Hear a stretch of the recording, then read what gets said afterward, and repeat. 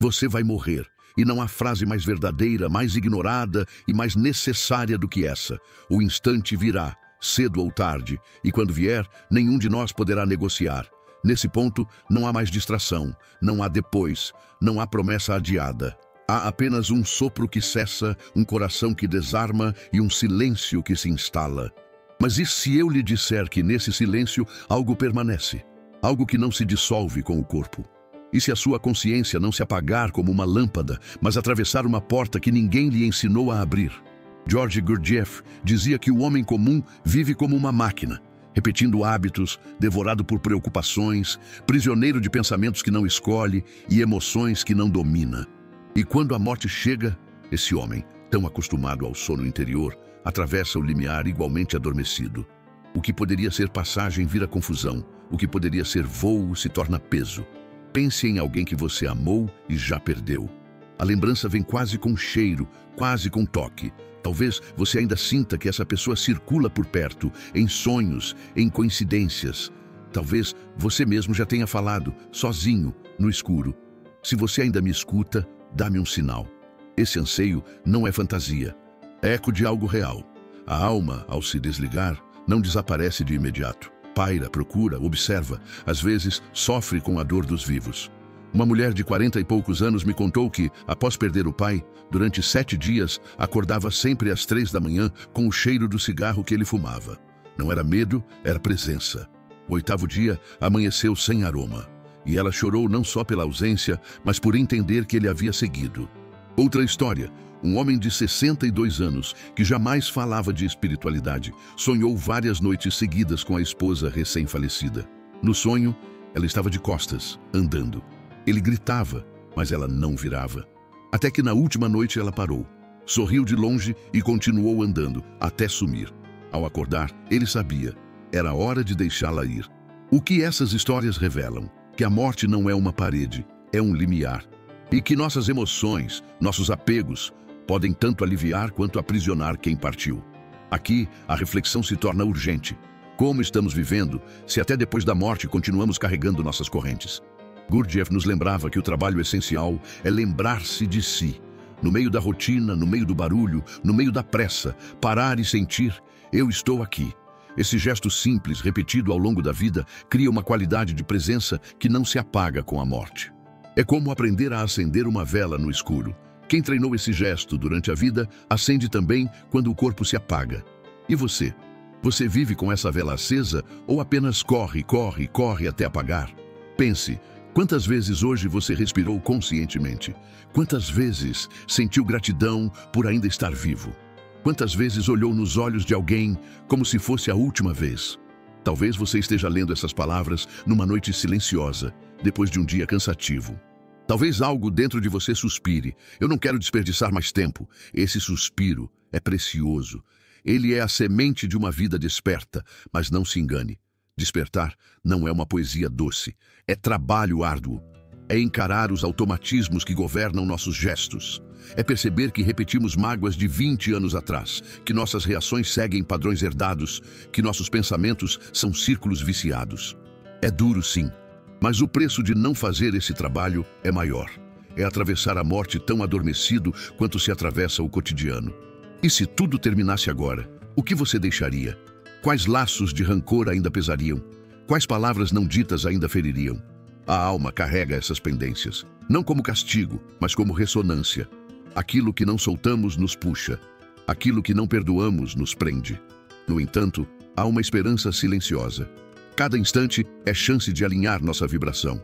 Quando você respira consciente, você altera seu campo. Quando você agradece, você solta um peso. Quando você observa um pensamento e não se confunde com ele, você se liberta. E essa libertação é presente duplo. Ajuda você agora e ajuda você no momento em que sua alma começar a se desligar do corpo.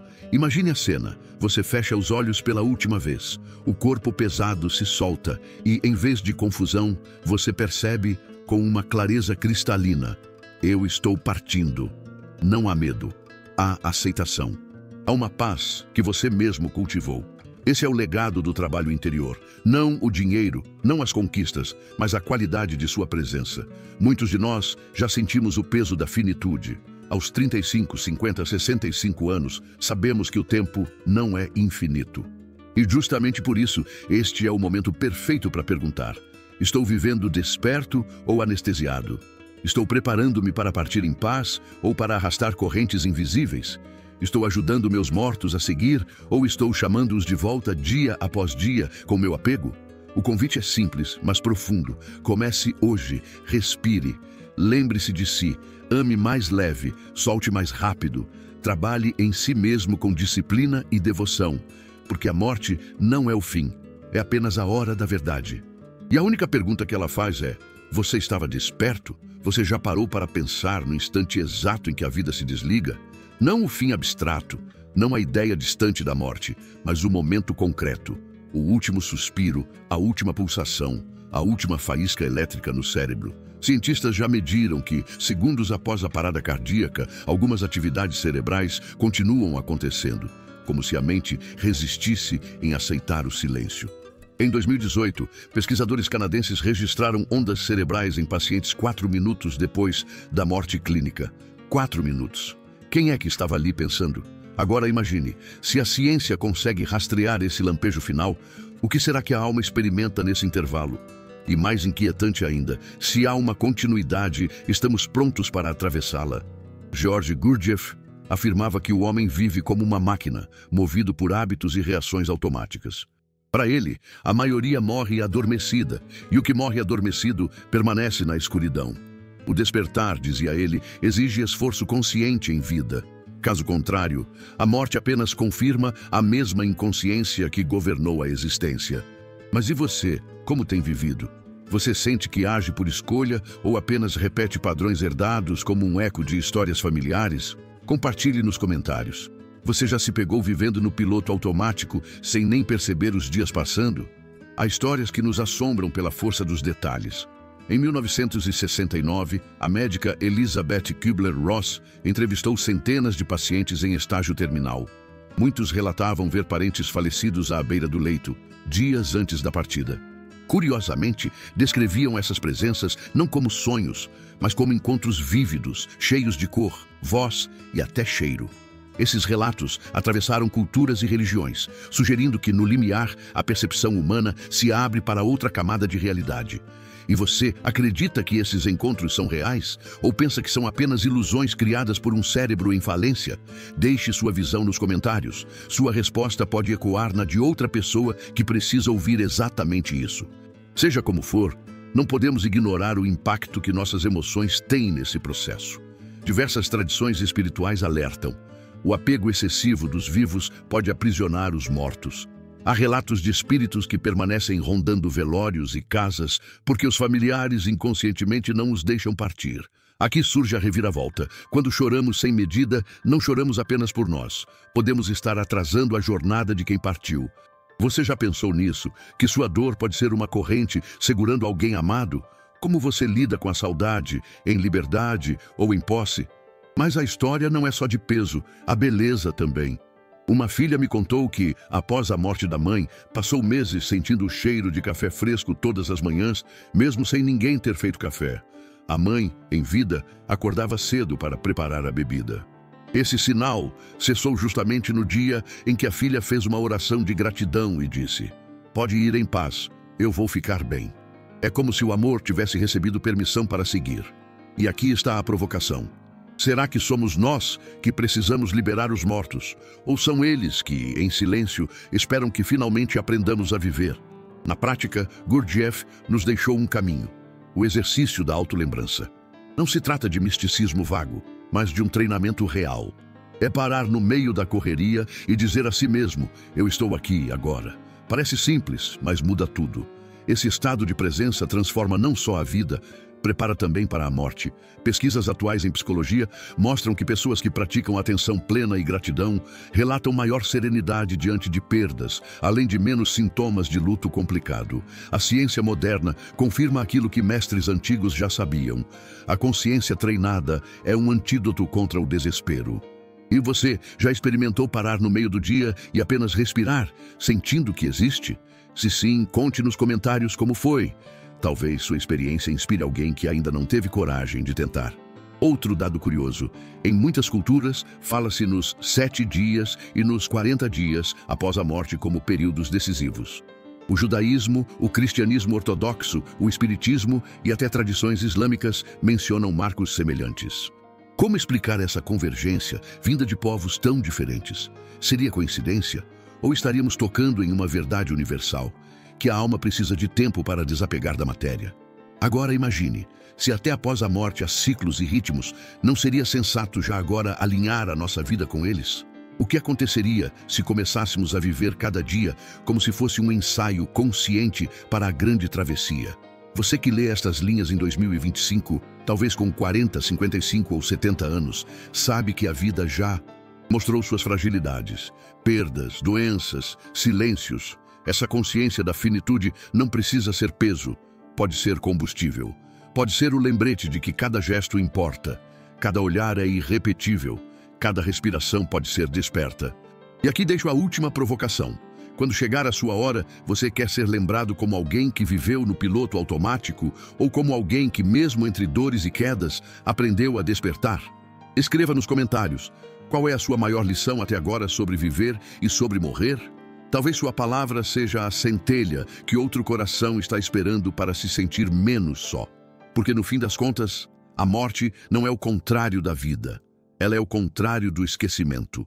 E a única coisa que atravessa o limiar é a intensidade com que lembramos de ser quem somos, aqui e agora. Se chegamos até aqui, não foi apenas para falar da morte, foi para falar da vida, daquilo que nos escapa entre os dedos quando vivemos distraídos. O que você faz agora, no silêncio do seu quarto, no intervalo do trabalho, na espera por alguém, é o que molda não só o seu presente, mas também o instante da sua partida. Porque a morte não é uma surpresa, ela é a consequência inevitável de cada minuto vivido. George Gurdjieff dizia que o homem adormecido não vive realmente, apenas repete. E que apenas aquele que se recorda de si, que desperta em meio às distrações, carrega consigo algo que pode atravessar a morte sem se desfazer. Isso não é filosofia distante, é convite direto, urgente, íntimo. Talvez você se pergunte, o que posso fazer de forma real para transformar minha vida e preparar minha consciência? Aqui estão caminhos práticos, não promessas vazias, mas estratégias possíveis, que podem começar hoje. A prática da respiração consciente. 2 vezes ao dia, pare e respire fundo por 3 minutos. Sinta o ar entrando, o corpo se expandindo, o silêncio que se abre. Isso treina sua mente para a presença, para a autolembrança. O diário da gratidão e do perdão. Escreva todas as noites 3 coisas pelas quais agradece e uma que decide soltar. Um ressentimento, uma mágoa, uma autocobrança. Com o tempo, você vai perceber que sua vibração muda e o peso da vida fica mais leve. O exercício da atenção dupla, enquanto realiza uma tarefa simples, lavar louça, caminhar, acender uma vela, perceba a ação e, ao mesmo tempo, perceba a si mesmo fazendo-a. É o coração do ensinamento de Gurdjieff, lembrar-se de si. Rituais de libertação. Se perdeu alguém, não prenda essa pessoa ao seu sofrimento. Transforme a saudade em bênção, acenda uma vela, diga palavras de gratidão, conte uma história alegre dela. Esse gesto simples ajuda tanto quem partiu quanto você a seguir. Trabalho coletivo. Gurdjieff insistia na importância do grupo, porque sozinho o homem esquece, mas com outros pode lembrar-se. Busque pessoas com quem possa compartilhar práticas, reflexões e silêncio consciente. O esforço conjunto cria um campo que sustenta quando a vontade individual falha. Essas práticas não pedem perfeição, pedem apenas consistência. Poucos minutos por dia, mas com intenção verdadeira, tem o poder de mudar não só a sua vida, mas também a forma como você vai atravessar a morte. E aqui está a reviravolta final. A verdadeira preparação para morrer não é pensar na morte, mas aprender a viver agora com a clareza de quem sabe que o tempo é finito. Você não precisa esperar o último suspiro para despertar. Pode começar hoje, pode começar agora. Feche os olhos por um instante, respire fundo. Diga a si mesmo, eu estou aqui. Essa pequena frase é a semente de uma vida inteira, vivida em presença. É nesse instante que a sua jornada de libertação começa. E quando chegar a hora, quando o corpo se soltar, você poderá dizer com serenidade, eu vivi desperto, eu amei sem medo, eu parti em confiança. Porque no fim, o que realmente importa não é quanto tempo tivemos, mas a intensidade com que lembramos de ser quem somos, vivos, conscientes, despertos. Se essas palavras tocaram você, se abriram uma janela de reflexão ou trouxeram à memória alguém que já partiu, compartilhe sua experiência nos comentários. Conte como você entende a vida, a morte e o que faz para viver mais consciente. Sua história pode ser o alento que outro coração precisa hoje. E se deseja continuar nessa jornada de despertar, inscreva-se no canal, curta este vídeo e ajude a espalhar essa mensagem. Quanto mais pessoas refletirem sobre a vida e a morte de forma consciente, mais leve se torna o caminho de todos nós. Lembre-se, não estamos sozinhos.